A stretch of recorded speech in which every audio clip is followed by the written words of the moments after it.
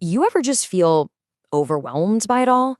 Like the world is just a constant fire hose of negativity? It makes finding any kind of calm feel almost impossible. Well, today we're going to dive into a really powerful way to not just find your inner peace, but to actually build a fortress around it, no matter what's going on out there. This right here, this is kind of the key to everything we're about to talk about. It's a simple reminder that everything, and I mean everything, moves in cycles, including humanity itself. And, just understanding where we are in that cycle, that's the first step to changing how we experience it. So, if humanity's in a cycle, where are we right now?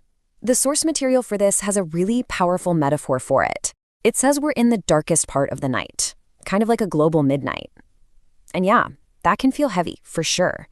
But it also means we're at a point where we have a really critical choice to make. Think about that weird, quiet hour before the dawn. The world is still, but something is starting to shift. That's the moment we're in right now. So the question is pretty simple, really. Which group do you want to be in? The one that hits the snooze button or the one that decides it's time to wake up? And that brings us to the core decision, the fork in the road we're all standing at. We can keep going down the same old path, just reacting to everything. Or we can choose to awaken, to actually take charge of what's happening on the inside.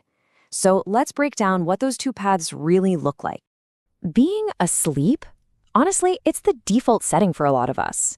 It's when you say, "My boss made me so angry," or "This traffic is ruining my day." See what's happening? We're literally handing the remote control for our own happiness over to other people and situations. It's a totally powerless way to live. But then there's this, awakening. And it's not some weird mystical thing. It's actually a super practical shift in how you see things. It's that aha moment when you realize, wait a minute, my feelings, my reactions, my peace, that's all 100% my responsibility. You take your power back the second you choose how you're going to respond. And this just lays it out perfectly, doesn't it? On one side, you've got this endless cycle of blame, ego, and always needing someone else to tell you you're okay. And on the other side, it's a foundation built on taking responsibility, on making a choice. And the result of that? Real, stable, inner peace. The difference is night and day. Okay, so let's say you've made the choice. You want to be awake. Fantastic. But how do you keep that going, especially when life gets crazy? Well, let's use another metaphor. Think of your soul, your inner energy, like it's a rechargeable battery.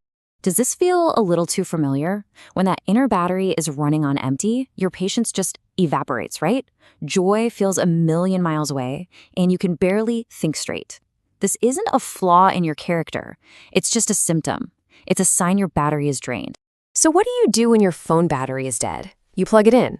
The power source for your soul is actually pretty simple. It really comes down to two things: connecting with some kind of spiritual wisdom and practicing meditation.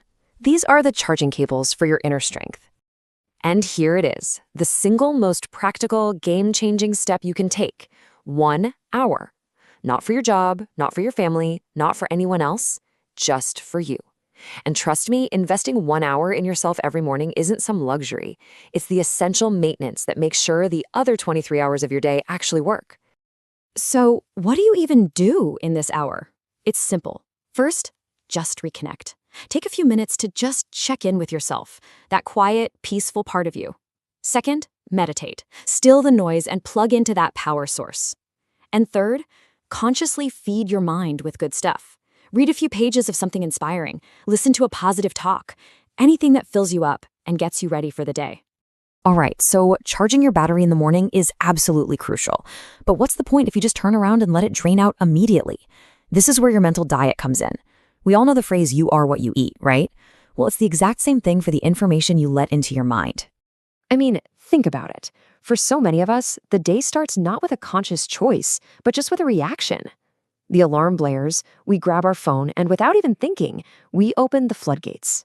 This right here, this is the junk food for your mind. And we're eating it for breakfast, when our minds are the most absorbent. We are literally programming ourselves for a day of anxiety, of comparison, of conflict, before our feet even touch the floor. It's crazy when you think about it. But it absolutely does not have to be this way. What if, instead of that junk food breakfast, you made a conscious choice to consume something nourishing? What if you decided to actually protect that battery you just worked so hard to charge? So here is the rule for your new mental diet. It's a simple filter, but it is so powerful. If a message, a video, a news story feels draining and negative, just delete it. Stop watching. And this is the big one. Do not forward it. Don't be part of spreading that energy. This is about active curation. You are the gatekeeper of your mind. Unfollow accounts, mute conversations. You get to decide what comes in. Now, we can expand this idea out from just our minds to our entire homes. There are 4 main energies that really set the vibe where you live: the thoughts you think, the food you prepare, the money you earn, and the information you allow in. By being really intentional in keeping each one of these pure, you can literally transform your house into a sanctuary, a real haven of peace. Now, you might be thinking, okay, this is all great for me, but it feels a little self-centered. But here's the incredible thing. This internal work has a massively powerful external effect. When you change your own energy, you don't just change your life. Think about walking into a pitch black room. All it takes is one tiny little candle to change everything. Your peace, your stability, your calm energy. It has a ripple effect. It touches your family, your friends, your coworkers. Your transformation basically gives them permission, and maybe even a little inspiration, to do the same. And this really is the ultimate goal. This whole journey isn't just about feeling good. It's about being a force for good. By reclaiming our own inner peace, every single one of us becomes a small but steady light, helping to push back the darkness right in our own little corner of the world. So, we end right back where we started, in that quiet moment just before the dawn. A new day is coming. That's a guarantee. The darkness never lasts forever. The sun is on the horizon. So the only real question left is the one you have to answer for yourself. Will you choose to awaken?